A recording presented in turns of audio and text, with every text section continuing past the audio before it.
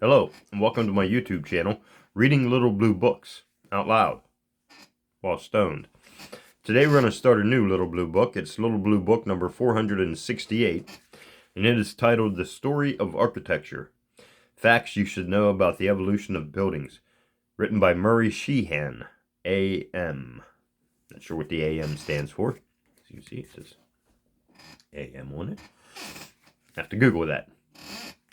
And this has a copyright date of 1923, so this will be according to 1923's historic facts about architecture. So, and here we go. The story of architecture, prehistoric times. Of the beginnings of architecture we have, of course, no trace. Man's primitive ancestors had been shaping for themselves rude shelters against the fury of the elements, in caves or under cliffs for countless ages. When finally that step was taken which constituted the first advance toward architectural feeling. This came only when they progressed beyond the dictates of the direst necessity, and added some detail for the pleasure of the eye. That is to say, when to the naked behests of sheer practicality, they added a touch of beauty. Like all the arts, architecture arose to satisfy the hunger of men for something beyond the mere appetites of his body. It was a luxury added to the daily grind for sustenance and reproduction and shelter, or, as some have expressed it, this was an outgrowth of the play spirit which we see even birds and animals. Oddly enough, the earliest dates we can assign to the European crude first reachings toward architecture are very nearly contemporaneous with those first monuments of Egypt and Babylon, from which we were actually derive our later and most lasting type of civilization and architectural development. About 4000 BC, that is, there was flourishing in various parts of what are now England, France, Ireland, etc., a prehistoric type of man who, these pages are pretty brittle in this one, who reached great monuments of crude stone which have survived to our day. Sometimes these consisted of on-shaped plinths set upright in the ground called menhirs, M-E-N-H-I-R-S, menhirs, which we can only surmise to have served in some way for religious services. At Karnak in Brittany there are still long rows of these, thousands in number, but they were also set up singularly at times, crudely chiseled to represent a human form.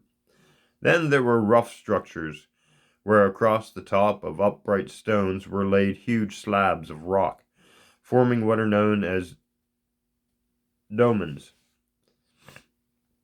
In the case of the largest of these, as near Saumur in France, a room about 30 feet long was formed approximately 10 feet wide, with a ceiling 8 feet in height.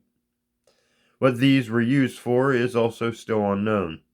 Cromlechs were formed by erecting upright stones in a circle, such as we see at Stonehenge in Salisbury Plain in England, where the general arrangement and the alignment with the apparent motion of the sun have pretty well established for us the fact that this was a religious structure, implying a considerable degree of civilization.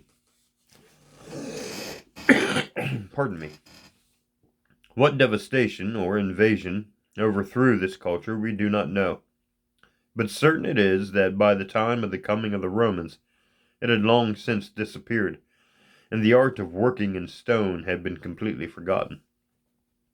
Thus it is that these structures are still largely mysterious to us, problems for archaeologists to ponder over. So far as we know, this civilization left no influence on later people, and thus the main current of our architectural development had its rise on the alien shores of the Nile and the Euphrates, to which we must turn for the beginnings of our cultural building. I say nothing here of those marvelous structures which are now coming to light in our own hemisphere, the handiwork of Aztecs, Incas, etc. For what we wish to trace in this booklet is the rise of traditional architecture in Europe and America as it has shaped and influenced our civilization today.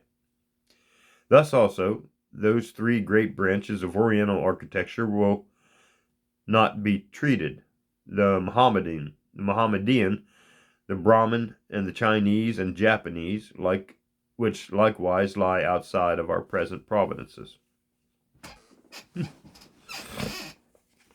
Egypt. Thus one is safe in stating that, as far as our civilization is concerned, architecture originated in Egypt. The monuments still standing from 4000 BC must not be looked upon as the beginning. However, as by that date the Egyptians had already advanced far, and the structures they erected show a long background of historical development. The oldest and greatest of Egyptian monuments still standing is that huge pile of stone which we know as the Pyramid of Cheops. Cheops. Cheops. At Giza. And characteristically enough, it is a tomb.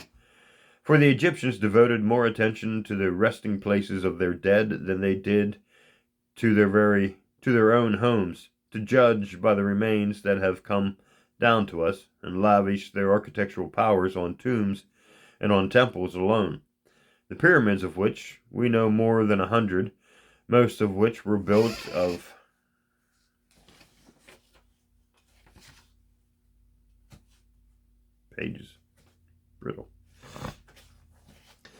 stone faced with marble, were most marvelously built, with long, narrow passages leading to their centers, where were buried the monarchs for whom they were erected. Our architecture proper there is perhaps but little about these structures, which possess structurally only the most primitive suggestion of the arch to support the tremendous weight bearing down on the open central chambers. More noteworthy from an architectural point of view were the temples of the Egyptians, the finest of which date from about 1700 BC and later. These were built in a heavy style, more noble than elegant, with great open courts leading to immense halls filled with giant columns. The outward aspect of these structures were rather blank, owing to there being no visible windows, and the entrance was generally through a huge gateway called a phylon. The columns employed by the Egyptians were topped by ornaments derived from the lotus and the palm, or with carved effigies of the goddess Hathor. Some of these were 70 feet in height and nearly 12 feet in diameter, richly carved and bright with color from top to bottom, so that an Egyptian temple must have been a brilliant spectacle, with the glare of the tropical sun beating down on its painted walls and reflected into its halls from the open court. Later, under the Ptolemies, who were the Hellenic origin, some more delicate temples were erected, of which we have in present years lost some of the most lovely at Philae, through the erection of the great irrigation dams in the Nile.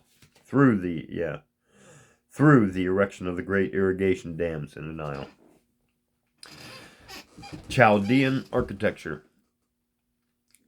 Over in that other great fertile river basin of ancient times, drained by the Tigris and the Euphrates, there was another civilization dating back to 4000 BC, and furnishing us with extremely early architectural remains.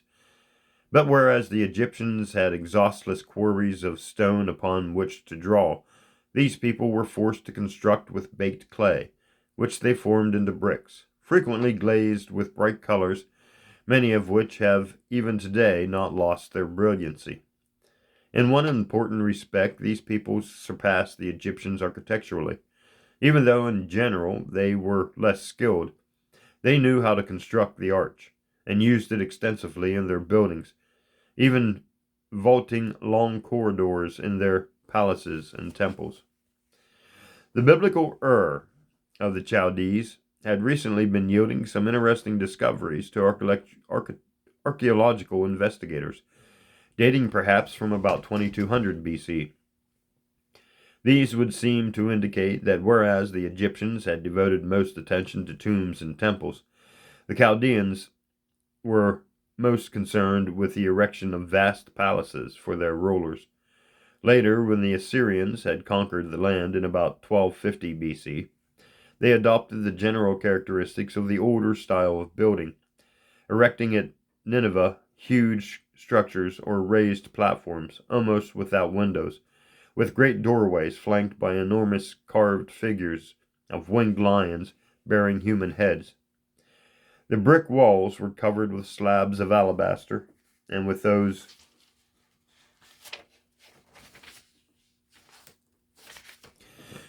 flat carvings depicting scenes of hunting or of battle, which are now preserved in our museums. Still later came the period of Babylon, when across this type of temple, pyramidal in shape, rising by huge steps to the sanctuary of the god Bel on top, which was the prototype of the famous Tower of Babel, said to be the origin of the troublesome perplexity of tongues. Of these two great original types of buildings, the Greeks adopted the columns and lintels of the Egyptians, while passing by the arch and the vault of the Assyrians. But from these later people, they probably adopted certain forms of ornament, such as the rosette and the spreading palm. The Romans very likely derived their use of the arch and even of the dome from Assyrian usage, as handed down to them through the Lydians and the Eucretians. Thus, we owe more to these two very early cultures architecturally than we originally realize, and if we had not derived from them, we should today be living and working in structures perhaps far different from what we have. In Cottonmouth break.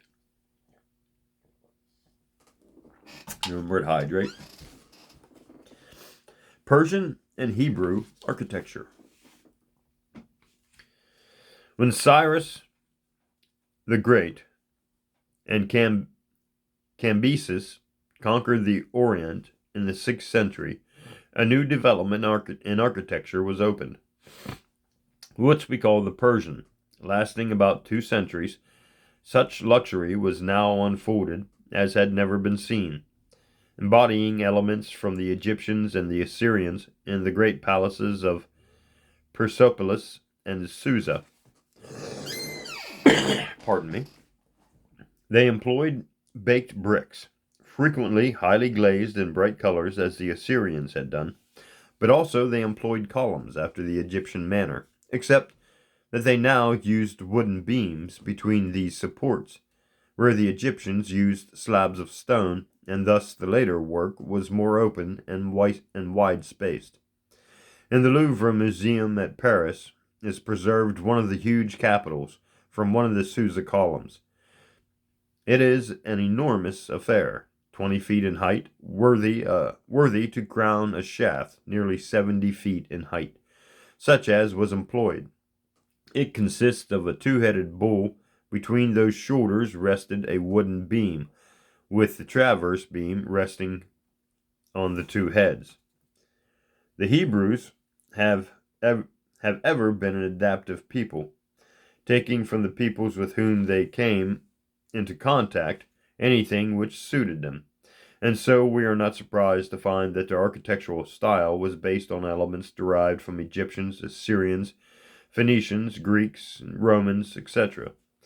Even that the ancient temple erected by Solomon about 1012 BC, with its sanctuary preceded by courts and porticos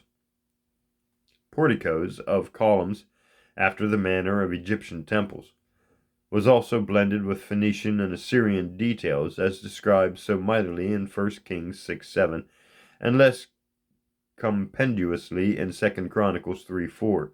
For King Solomon employed beam structures of cedar and fir. You will remember, and then there's like a pyramid of print missing.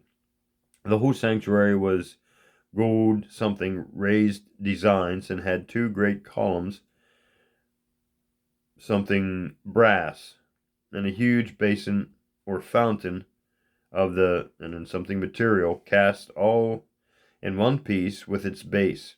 These later details were all borrowed from other sources than Egypt. The way in which he built it on an immense raised platform also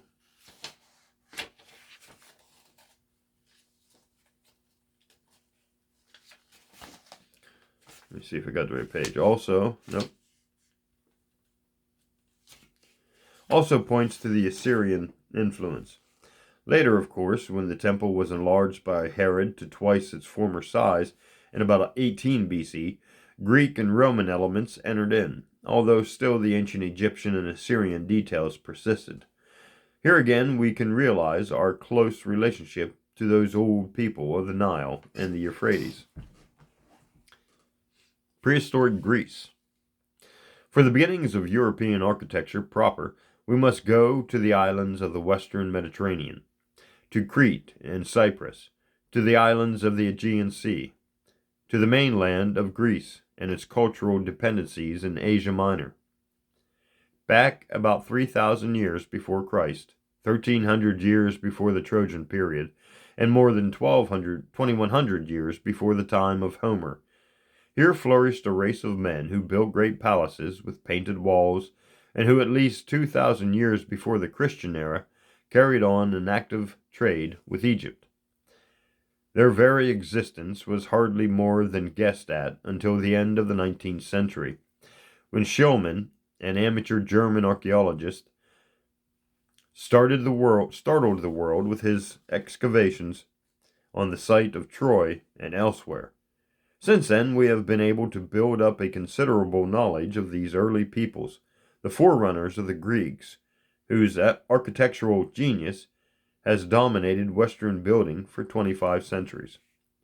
At Troy, Mycenae, Tynes, Kousis, etc., were found architectural vestiges of these civilizations, beginning with rough walls of huge on-shaped stones, at times 20 feet in length, so colossal that the later Greeks attributed them to the Cyclops, a race of giants, whence our name for this type of work, Cyclopean. At Mycenae was found the Lion Gate, with its 2 sculpted lions above the crude stone gateway. Between them was carved a column tapering toward the bottom, as we today taper our table legs, and from this we may judge that these early progenitors of the Greeks employed such columns in their buildings. But they also used wood, a fact which left vestiges on even the stone carvings of their later classic times, as we shall see. They seem not to have built temples, but the arrangements of their dwelling places foreshadowed the later arrangements of the stone temples of the Greeks, with a columned portico leading into the hall, where columns supported the roof about the main central hearth. Domed tombs were erected, a practice not followed by the Greeks, which seems to point to acquaintance with the work of the Assyrians, since the Egyptians did not employ any form of the arch. It is still a mute question to which extent we owe to these primitive peoples these classic types of columns, the 3 orders with which we shall deal later. Certain it is that about 1100 BC there swept down from the north a horde of half-wild peoples who destroyed the old Mycenaean civilization so thoroughly that even in Homeric times, about 800 BC, the older civilization had become mythical. Among these invaders were the Dorians, who later symbolized to the Greeks the time of primitive simplicity, and after whom the simplest form of Greek column was called. Little did they realize the part these barbarians had played in wrecking that earlier glory that was Greece. Early Greece. The earliest monuments we have of historic Greece date from about 650 BC, although historic records go back to the first Olympian about 100 years earlier. The structure we have the structures we have are already of a highly developed style, and seem to point to their structure to earlier construction in wood. Even the classic stone columns of the Greeks are said by scholars to derive from earlier times, when these were merely the shaped trunks of trees set on end. But of these more primitive structures we have found no remaining ruins. Temples were the chief concern of the Greeks in architecture, and in the field they developed a type radically different from anything that had gone before. For whereas the Egyptians had created temples presenting a heavy and almost unbroken outward aspect, using heavy columns only for the inner support of their roofs, and the Assyrians and Persians also had given to their structures a closed appearance, the Greeks boldly brought their columns out into the open, and used them as a decoration for the exterior of their structures, an idea which we have used ever since, and which seems so natural that it is hard to realize how great was the inventive genius of the Greeks to achieve such a result. The temples were always rectangular, with the inner hall wherein was placed the image of the god. The Egyptians and the Hebrews had constructed a mysterious sanctuary within court after court, not to be seen of any except the chosen priests, hidden from the common people.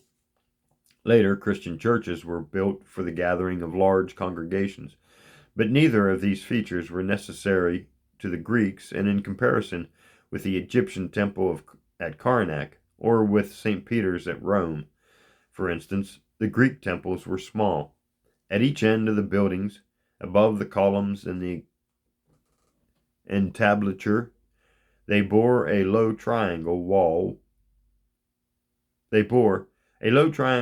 was built, and this established the slope of the roof. This triangular space of the gable, called the pediment, was generally filled with sculptured something, and low reliefs were also generally used, accentuate the upper sections of the print's bad.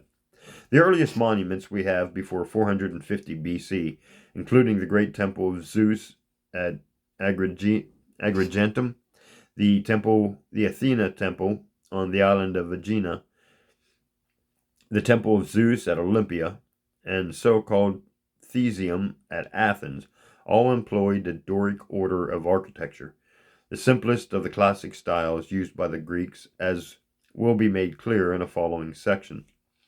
At first, the columns were short and squat in height, hardly more than 4 times their width, and the entablature above them was unduly wide. But by the end of this early period, as we can see in the wonderfully preserved Theseum, the proportions had become refined almost to the perfection of later times, and Greek architecture was on the threshold of its highest manifestation in the sublime 5th century BC. And I think we will call it there. And this is the end of the first part of the history of architecture. The story of architecture. Facts you should know about the evolution of buildings, written by Murray Sheehan, A.M., copyright 1923, Little Blue Book number 468. Thanks for listening, and I'll see you in part 2.